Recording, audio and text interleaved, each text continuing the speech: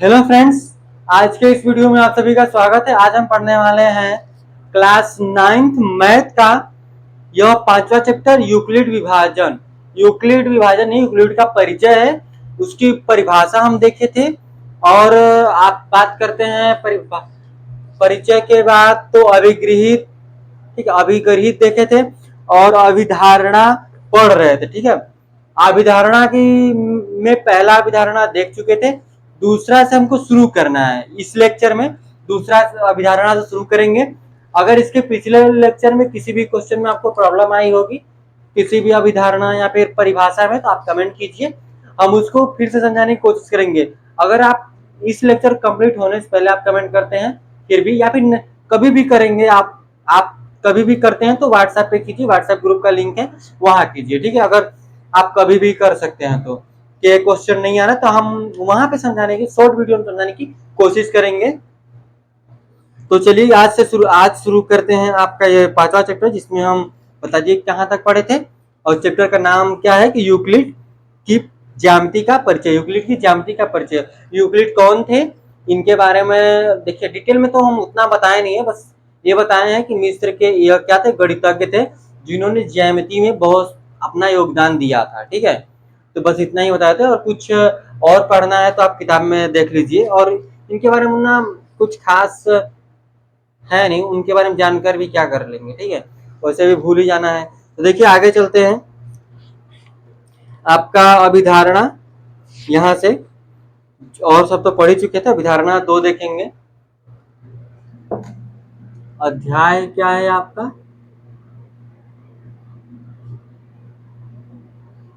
अध्याय 5 है यूक्लिड की ज्यामिति का परिचय। यूक्लिड की ज्यामिति का परिचय। ठीक है, आपको चैप्टर क्लियर हो गया होगा, तो आगे बढ़ लेते हैं हम आपके अभिधारणा की तरफ। दूसरा अभिधारणा, अभिधारणा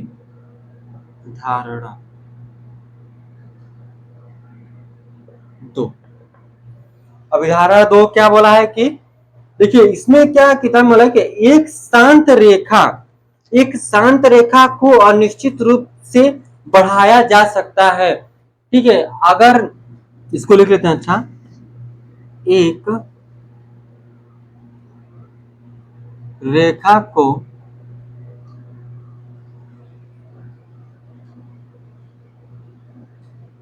अनिश्चित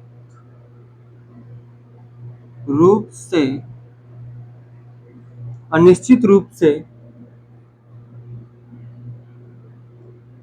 बढ़ाया जा सकता है।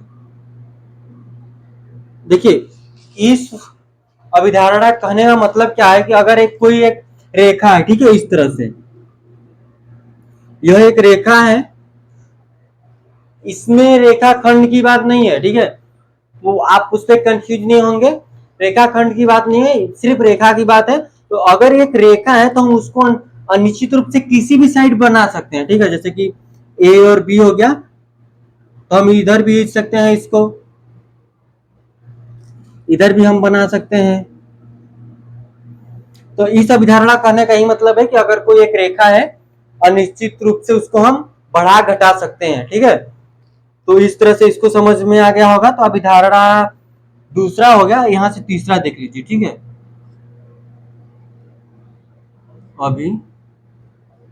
अभिधारणा तीसरा। अभिधारण तीसरा क्या है, किसी को केंद्र मान कर और किसी त्रिज्या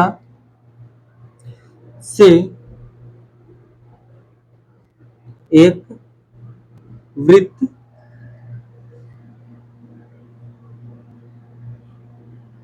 खींचा जा सकता है। ठीक है, अभी समझेंगे इसको कि किसी को केंद्र मानकर, किसी एक बिंदु को केंद्र मानकर हम किसी त्रिज्या से एक वृत्त खींच सकते हैं। कोई भी त्रिज्या लीजिए, 4 सेंटीमीटर, 5 सेंटीमीटर, जो आपको समझ में आए। जैसे कि एक केंद्र मान लिए, यहां से एक कोई भी दूरी लेकर यहां से इस तरह से वृत्त खींच दिए।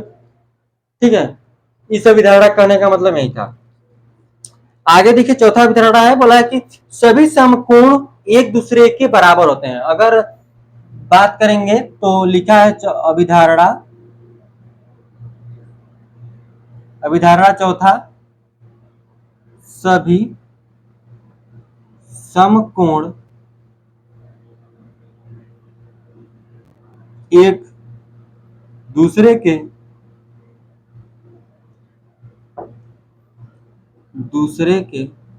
बराबर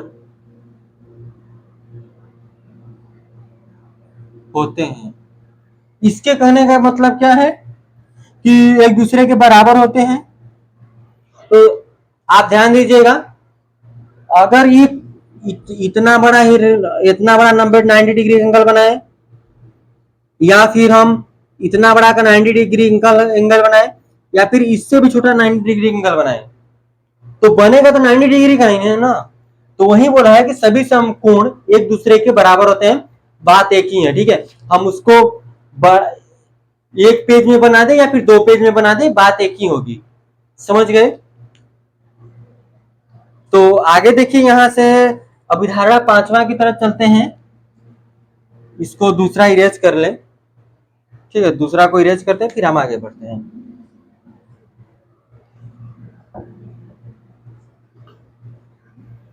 ठीक है, इसमें कुछ खास दिमाग लगाना नहीं है, बस हमको थोड़ा सा बस समझना है कि इसका कहने का मतलब क्या है, किस तरह से है, बस इतना ही समझिए। ठीक है, देखिए यहां से अभिधारणा 5वां, यदि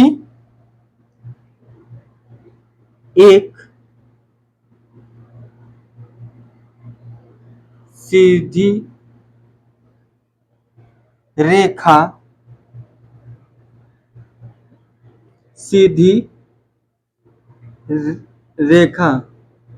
दो सीधी रेखाओं पर गिर कर अपने एक ही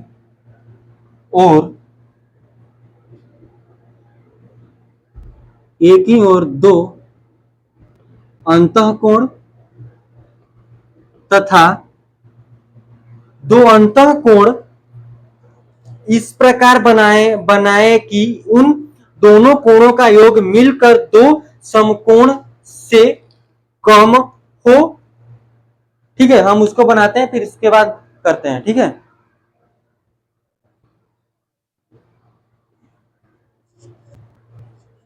यहां से क्या, देखिए हम इसको पूरा लिखते नहीं है। 5वां जो अभिधारणा है थोड़ा सा बड़ा है, तो हम इसको नहीं लिखेंगे, टाइम वेस्टिंग होगा। तो देखिए इतना लिखे कि यदि एक सीधे रेखा दो सीधे रेखाओं पर, इसका मतलब क्या है कहने का, तो यहां पर देखिए। ठीक है, ये थोड़ा सा बड़ा है तो पढ़कर समझाते हैं। इतना लिखे तो आपको समझ में आ गया होगा तो कौन सा अभिधारणा है। ठीक है, अगर जैसे कि एक सीधी रेखा है ऐसे, और एक इस तरह से है कोई एक रेखा। ठीक है, इस तरह से, और इस पर कोई एक सीधी रेखा इस तरह से पड़ती है, तो उसे कहने का मतलब क्या है, यदि एक सीधी रेखा दो सीधी रेखाओं पर गिर कर अपने एक ओर की बात करेंगे इस साइड। ठीक है, एक और दो अंतःकोण, ठीक है, तथा नहीं है, दो अंतःकोण इस प्रकार बनाए कि इन दोनों कोणों का योग मिलकर दो समकोण से कम हो, तो वे दोनों सीधी रेखाएं अनिश्चित रूप से बढ़ाए जाने पर उसी ओर मिलती हैं जिस ओर यह योग दो समकोण से कम होता है। बात करेंगे जैसे कि यह है जो आपका, इसको पहले तो हम ले लेते हैं, इसको ए बी सी और डी, फिर उसके बाद ये क्यू ले लेंगे और ये पी ले लेंगे। अगर एंगल की बात करेंगे, जो यह वाला एंगल है, यह जो एंगल है, ठीक है, आप ध्यान देंगे ये जो एंगल है ना, उन दोनों का जो योग होगा, ठीक है, उन दोनों का जो योग होगा, योग की बात करेंगे तो अगर इस साइड करेंगे तो ये आपका कहीं ना कहीं ये मिलेगा, यह मिलेगा। बात यही का है कि ये किसी एक साइड वो मिल रहा है और इस साइड क्या ये नहीं मिलेगा, ठीक है। क्वेश्चन पे देखेंगे तो क्वेश्चन यही बोला है कि अगर एक और दो अंतःकोण इस प्रकार बनाए कि उन दोनों कोणों का योग मिलकर दो समकोण से कम हो, तो दो समकोण की बात करेंगे, दो समकोण मिलाकर कितना होता है 180, तो क्या 180 से कम हो, ठीक है। बात यही है जैसे कि जो आपकी पी क्यू, ये क्या है आपकी पी क्यू, ये है ना पी क्यू, पी क्यू के इस साइड, ठीक है, पी क्यू के इस साइड जो स्थित है जो भी कोण, ये दोनों क्या होंगे 180 से कम होंगे। बात यही बोला है, ठीक है। तो इस अभिधारणा का इतना ही मतलब था। आगे आएगा आपका उदाहरण, तो इसको आप समझ गए होंगे, आप इतना तो समझ ही सकते हैं। तो आगे बढ़ेंगे हम उदाहरण की तरफ, ठीक है।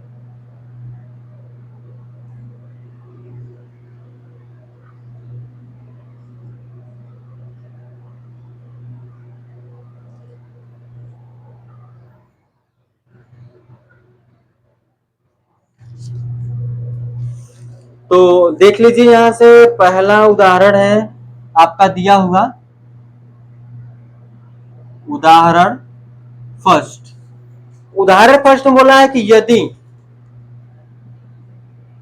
यदि ए बी और सी एक रेखा पर स्थित तीन बिंदु हैं और बी बिंदु, क्या कि अगर एक कोई रेखा है उस पर तीन बिंदु है, ठीक है, और जो बी बिंदु है, बी बिंदुओं ए और सी के बीच में स्थित है, ए और सी के बीच में यह आपकी जो बी बिंदु है वो स्थित है, ठीक है। तो उसके बाद क्या बोला है कि तो सिद्ध कीजिए, तो सिद्ध कीजिए कि A B plus B C बराबर ए सी है। अब इसको सिद्ध कैसे करेंगे, तो पहले हम क्या बना लेते हैं, पहले रेखा बना लेते हैं, ठीक है। आपकी रेखा है इस तरह से, कोई एक ए हो गया, ए सी हो गया, ए बीच का बिंदु बी हो गया, ठीक है, यही है बिंदु, यही बोला है, जो बोला वही किए है, ठीक है। कुछ इसके अलावा हम कुछ नहीं कर रहे हैं, जो बोल रहा है वही हम कर रहे हैं कि यदि ए बी सी एक रेखा पर स्थित है, ए बी सी एक रेखा पर स्थित कर दिए, स्थित तीन बिंदु हैं, बी बिंदु, बी जो बी बिंदु है, बिंदुओं ए और सी के बीच में स्थित है, तो सिद्ध कीजिए कि ए बी, हमको सिद्ध क्या करना है, यहां से हल करेंगे, हमको सिद्ध क्या करना है कि A B plus B C के बराबर है क्या ए सी। इन दोनों का योग क्या है, ए बी और बी सी का योग क्या है आपका, यहां से दिया हुआ सी ए सी के बराबर दिया है, ठीक है। तो यहां से अगर हम यूक्लिड की बात करेंगे, अभिगृहित चार की अगर देखेंगे तो वहां से आपको पता चल जाएगा। तो एक बार खोलकर देखिए, किताब में देखिए कि अभिगृहित चार दिया कैसे है, ठीक है। तो अगर अब गृह 4 की बात करेंगे तो बोला है कि वे वस्तुएं जो परस्पर संपाती हो एक दूसरे के बराबर होती हैं। जैसे यह और यह एक दूसरे के संपाती हैं, तो ए और बी देखिए संपाती है तो एक दूसरे के क्या हो जाएंगी, बराबर हो जाएंगी। जब देखिए जब बराबर होंगी तो हमको सिद्ध क्या करना है, इसको सिद्ध करना है, ठीक है, इसको सिद्ध करना है। तो यहां से हम क्या लिख सकते हैं, इसके जगह इसको लिख सकते हैं या फिर इसको लिख सकते हैं, 2a भी आ सकता है या 2bc भी आ सकता है, बराबर क्या ac। समझ गए आप? तो इतना तो आप समझ रहे होंगे कि हम बोल क्या रहे हैं, ठीक है। तो उदाहरण फर्स्ट जो था ना वो कुछ करना नहीं है, तो उसमें आप खुद से करने की कोशिश कीजिए। तो जैसे वहां पर जो अभिगृहित चौथा है तो उसमें बोला है कि जो परस्पर संपाती हैं तो एक दूसरे के बराबर होंगी, तो इसलिए सिद्ध होता है कि यह वाला जो A B plus B C equal to A C है। तो उदाहरण बस पहला इसी तरह से था, ठीक है। इसमें आपको लिखने के लिए बोल दिए कि बस यह अभिगृहित चौथा लिख लीजिएगा, उसके बाद लास्ट में इसको लिख लीजिएगा, ठीक है। इसका कोई मतलब नहीं है यहाँ से, बस इसको समझा दिए किस तरह से करना है, ठीक है। आइए आगे बढ़ते हैं उदाहरण दूसरा की तरफ।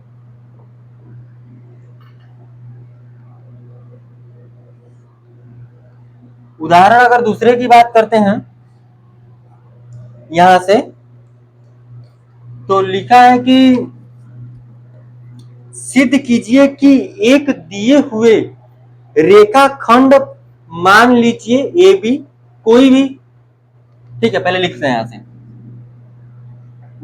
उदाहरण दूसरा, सिद्ध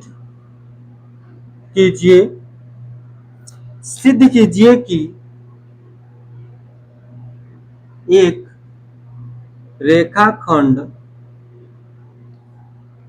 सिद्ध क्या करना है कि एक रेखाखंड है, कोई रेखाखंड, हम रेखाखंड पर सिद्ध कीजिए कि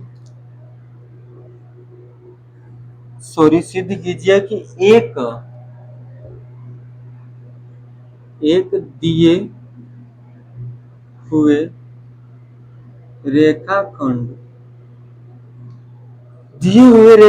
पर एक समबाहु त्रिभुज की रचना कर सकते हैं, की रचना की जा सकती है। तो इसको कर लेते हैं। इस क्वेश्चन पे अगर गौर करेंगे आप, जो उदाहरण दिया है दूसरा, तो बोला है कि कोई एक रेखाखंड हमको मान लेनी है, ठीक है। दिए हुए रेखाखंड क्या मानना था, क्या बोला है, सिद्ध कीजिए कि, ठीक है, जो भी है यहां पर लिख लीजिए। यहां पर हम मान लिए कि जो रेखाखंड दी है वो ए बी है। क्या सिद्ध कीजिए कि एक दिए हुए रेखाखंड आपका क्या है, ए बी है, मतलब दिया हुआ रेखाखंड ए बी है। लिखेंगे माना रेखा खंड ए बी है, इस तरह से कोई एक इसके नीचे करते हैं ए बी, इस तरह से हम रेखा खींच दिए ए और बी, और इसी पर बोला है कि आप एक समबाहु त्रिभुज की रचना कीजिए। रचना कैसे करेंगे, आप एक कोण को दो बराबर भागों में बांटे होंगे, तो क्या कीजिए कि एक प्रकार लें, आधा से अधिक दूरी भरें इसमें, फिर उसके बाद यहां से इस तरह से काट दो, ठीक है, मतलब यहां से रखकर आधा से अधिक दूरी भरकर ऊपर इस तरह से काटो, फिर उसी तरह से यहां भरकर आप जैसे कि यहां और यहां कट जाएगा, ठीक है। जहां भी कटे ये मान लीजिए ये पूरा इस तरह से कटता है, और इस तरह से मान लीजिए कोई इस तरह से कटता है, ठीक है। ये जो कटता है ना, इसको सीधी रेखा इधर, इसको इधर, ठीक है। ये जो भी बनेगा ना इसको आप ऐसे ही देंगे तो ये आपकी क्या बन जाएगी, सम सम बाहु त्रिभुज बन जाएगी। समद्विबाही नहीं, समबाहु त्रिभुज आपकी आसानी से बन जाएगी। तो इसी तरह से हमको इसको बनाना था। ठीक है, आप इसको लिखना चाहेंगे तो लिख लीजिए आप डिटेल में, बस इतना ही हम कर रहे हैं। ठीक है, जो बोला था मैं बस यही कि रचना लिखनी नहीं है तो लिख नहीं रहे। ठीक है, आप आगे है आपका प्रश्नावली है, प्रश्नावली 5.1 है। 5.1 का कुछ क्वेश्चन है उसको करेंगे। तो देखिए यहां से इसको पहले इरेज कर ले फिर आगे बढ़ेंगे। ये जो प्रश्नावली है आपका प्रश्नावली 5.1, हम उसका फर्स्ट क्वेश्चन आज कर रहे हैं, फिर उसके बाद अगला क्वेश्चन अगले लेक्चर में करेंगे। ये हम पूरा लिख चुके हैं। पहला वाला कि निम्न कथनों में कौन से क्या लिखे कथन, ठीक है, कथन सत्य है और कौन से कथन असत्य है। कारण उत्तर के लिए जो क्या लिखा है, उत्तर के लिए कारण दीजिए। ठीक है, हमको उत्तर के लिए कारण देना है। एक पहला कहा कि एक बिंदु से होकर केवल एक ही रेखा खींची जा सकती है, नहीं, ये क्या होगा, असत्य। एक बिंदु से हम अनेक रेखा इस तरह से खींच सकते हैं। लिखेंगे एक बिंदु से हम अनेक रेखा खींच सकते हैं, इसीलिए वो असत्य है। ठीक है, दूसरा देखिए कि दो भिन्न बिंदुओं से होकर जाने वाली असंख्य रेखाएं हैं, नहीं, दो अगर इस तरह से बिंदु है, इस बिंदु से सिर्फ एक ही रेखा जाएगी, और ये अलग अलग बिंदु से हम अगर दो अलग अलग बिंदु से बात करेंगे असंख्य रेखा तो हाँ खींच सकते हैं, लेकिन दो बिंदु से एक ही रेखा पास होगी। ठीक है, जैसे कि आप अगर अभिधारणा या फिर अभिधारणा था अभिगृहित था, उसमें आप देखेंगे तो हम बताए हैं कि जो इस तरह ये है, अलग अलग बिंदु से हम इस तरह से अनेक रेखा खींच सकते हैं इस पर, लेकिन कोई एक ही रेखा जो होगी इससे पास होगी।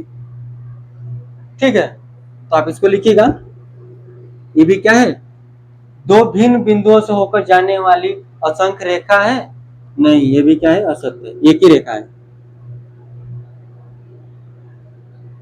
दूसरा देखिए, एक शांत रेखा दोनों ओर अनिश्चित रूप से बढ़ाई जा सकती है, तो एक सत्य है। आप अभी हम इसमें बताए हैं आपका, उसको देखिएगा, आप लिख सकते हैं कारण खुद से। यदि दो वृत्त बराबर हैं तो उनकी त्रिज्याएं बराबर होती हैं। आप अभी जो इसके पीछे जो उदाहरण पहला था, ठीक है, अगर उसमें देखेंगे तो उदाहरण पहला, अगर परिभाषा देखते हैं, परिभाषा चौथा या फिर देखेंगे तो उसमें है, लिखा है ना कि दो वस्तुएं अगर बराबर हैं तो उसकी जैसी भी दो वस्तुएं एक दूसरे के बराबर होंगी, वहां पर लिखा है, आप देखिएगा, तो ये भी क्या हो जाएगी, ये सत्य हो जाएगी। सिंपल सी बात है, अगर दोनों वृत्त बराबर हैं तो जैसे कि दो बॉल है, दो बॉल अगर बराबर है तो उसकी त्रिज्या भी बराबर होगी, क्या ये भी सत्य हो जाएगा। ठीक है, दूसरा है कि आकृति 5 ये आकृति है आपकी जो है 5.9, ठीक है, बोला है कि ए बी बराबर है इसके पी क्यू के, पी क्यू बराबर एक्स वाई के, तो ए बी बराबर होगा एक्स वाई के, तो होगा ही ना, क्योंकि ए बी बराबर पी क्यू के है, ए बी बराबर पी क्यू के है, तो पी क्यू बराबर क्या है, एक्स वाई के, तो वो बोला है कि ये जो बराबर है इसके है, तो ये भी है, तो लिख देंगे हाँ है, ये भी क्या हो जाएगा, सत्य हो जाएगा, ये भी क्या हो जाएगा, सत्य हो जाएगा। तो हम आज के लिए बस इतना ही रखेंगे, इसका कारण आप खुद से लिखिएगा समझकर। ठीक है, अगर इसमें इस वीडियो में अगर किसी भी क्वेश्चन में आपको प्रॉब्लम आई होगी तो आप व्हाट्सएप पे कमेंट कर सकते हैं। ठीक है, व्हाट्सएप पे मतलब मैसेज कर सकते हैं, और वीडियो के नीचे आप कमेंट कीजिए कि ये क्वेश्चन हमको नहीं आया तो उसको हम समझाने की कोशिश करेंगे। ठीक है, तो आज के लिए बस इतना ही था, धन्यवाद।